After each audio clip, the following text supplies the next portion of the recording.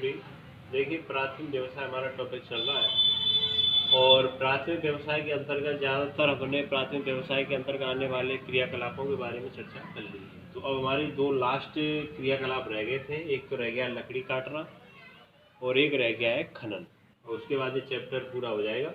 तो देखिए, लकड़ी काटना भी एक जो है प्राचीन व्यवसायों में से एक रहा है, लेकिन उसमें क्या है, थोड़ा अंतर था। प्राचीन समय में यानी ये भी एक सबसे प्राचीन व्यवसायों में से एक रहा है लकड़ी काटना। और लकड़ी काटने का कार्य जो है वो शुरुआत में भोजन बनाने के लिए ईंधन के रूप में जो है इसका उपयोग किया जाता था, इतनी ही आवश्यकता थी। लेकिन आज वर्तमान समय की अगर हम बात करें तो वर्तमान समय में लकड़ी काटने का जो कार्य है वो एक व्यावसायिक रूप ले चुका है।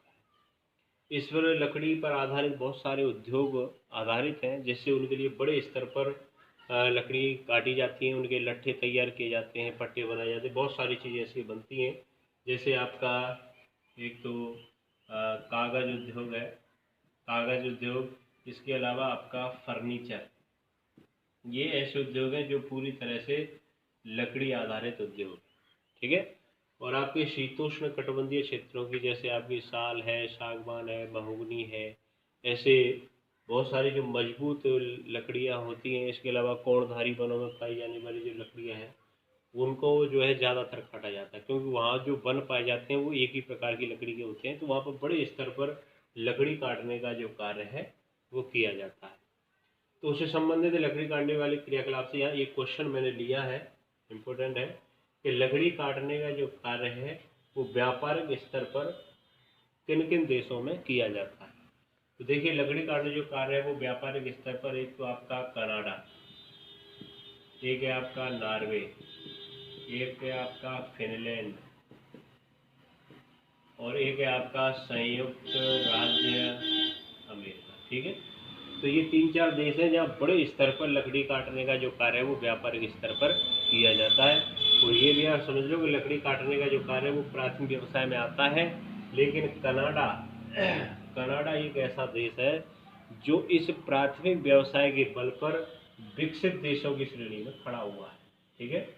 यानी कनाडा जो है वो विकसित देशों में आता है, और विकसित देशों में कई के ऊपर आता है, किस व्यवसाय के ऊपर आता है, लकड़ी काटने की व्यवसाय। यहाँ पर बड़े स्तर पर जो है बड़े बड़े घने जंगल पाए जाते हैं जहाँ बड़े स्तर पर लकड़ी काटने का व्यवसाय होता है। अच्छी कमाई होती है, अच्छी आमदनी होती है देश को इस व्यवसाय के माध्यम से। तो कनाडा जो एक ऐसा एकमात्र देश है अपवाद स्वरूप कि जहाँ प्राथमिक व्यवसाय की प्रधानता होती हुई वो विकसित देशों की कतार में खड़ा हुआ है, ठीक है।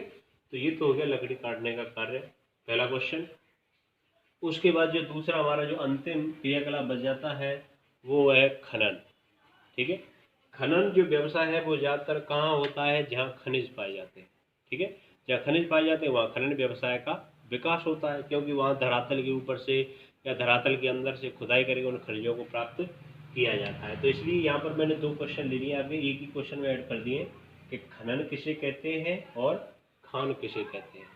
देखिए, मानव के द्वारा धरातल के ऊपर या धरातल के अंदर से खुदाई करके जो खनिजों को प्राप्त करने से जुड़ी हुई जो आर्थिक क्रिया है, या खनिजों को प्राप्त करने की जो क्रिया है उस जुड़ी हुई आर्थिक क्रिया को क्या बोलते हैं, खनन कहा जाता है, ठीक है।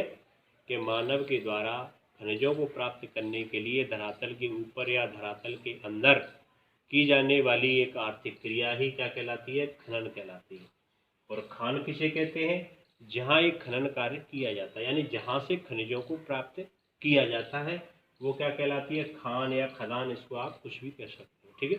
आगे बुक के अंदर ये दोनों की डेफिनेशन दे रखी है, तो थोड़ा देख लेंगे। और हम अपने देश की बात करें या विश्व स्तर पर बात करें तो बहुत सारे हमारे अनेक प्रकार के खनिज इस धरातल पर पाए जाते हैं। खनिजों में काफ़ी विविधताएं देखने को मिलती है। अनेक प्रकार के खनिज, सोना, चांदी, हीरे जवाहरात, कोयला, एल्यूमिनियम, प्लेटिनम, बहुत सारे डीजल, पेट्रोल, बहुत सारे खनिज जो है इस धरातल के अंदर जो है पाए जाते हैं, ठीक है। तो ये खनन से जुड़ी हुई क्रिया हो गई। और यहाँ पे ये तीसरा जो क्वेश्चन मैं लिया आपको कि खनिजों के प्रकारों को समझाइए। तो यहाँ का ये इसका जो एक चार्ट आपके दे रखा है आपकी बुक के अंदर, और वो आप चार्ट अपनी बुक के अंदर या होमवर्क की कॉपी में आप कर लोगे। ऐसे चार्ट बना के तो देखिए सबसे पहले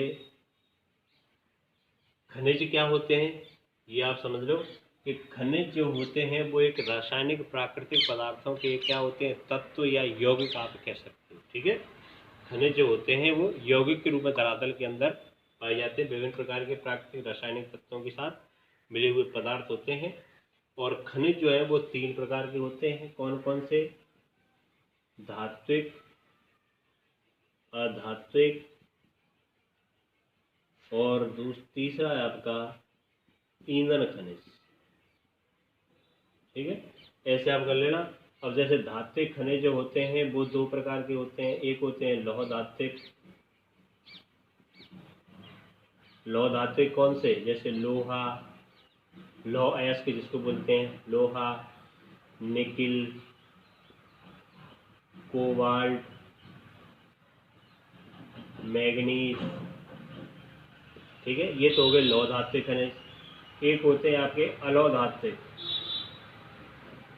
अलौह धात्विक यानी लौह धात्विक आप समझिए, यानी जिनमें लोहा पाया जाता है वो लौह धात्विक, जैसे लौह अयस्क, nickel, cobalt, manganese, nickel, chromium, बहुत सारे और भी हैं। अलौह धात्विक जिनमें लोहा नहीं होता, लेकिन होती तो वो धातु है लेकिन जिसमें लोहा नहीं होता है। जैसे जैसे आपका तांबा, आपका जस्ता, आपका सोना, चांदी, प्लेटिनम, आपका एल्यूमिनियम। ठीक है, ये हैं सब धातु, लेकिन इनमें लोहा नहीं होता है। तो ऐसे आपको ध्यान रखना है। अधात्विक खनिज जिसमें धातु नहीं होता है वो अधात्विक खनिज। इसको भी अपन डिवाइड कर सकते हैं। जैसे एक तो होता है आपका इमारती खनिज। इमारती खनिज जो मकान वगैरह काम आता है। जैसे कौन कौन से?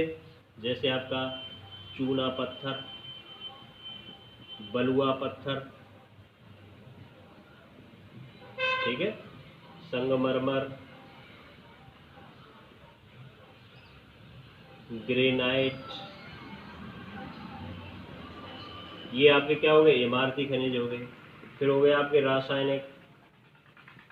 रासायनिक क्या हो जाते हैं? रासायनिक में जैसे आपका नमक, नमक हो गया और भी बहुत से आपके पेट्रो रसायन उद्योगों में आते हैं, केमिकल वगैरह बहुत सारे आते हैं। तो ये क्या हो जाएंगे? आपके रासायनिक खनिजों में आ जाएंगे। ईंधन खनिजों में क्या आ जाएगा? ईंधन खनिजों में आ जाएगा आपका डीजल, कोयला, या डीजल की जगह आप लिखो सीधा खनिज तेल, क्योंकि खनिज तेल सही रहता है। खनिज तेल में आपका डीजल भी आ जाता है, पेट्रोल भी आ जाता है, सारी चीज़ें आती है। खनिज, कोयला और आपका प्राकृतिक गैस। ठीक है, ये हो गए हमारे ईंधन खनिज। तो ऐसे आप एक चार्ट बना लेना।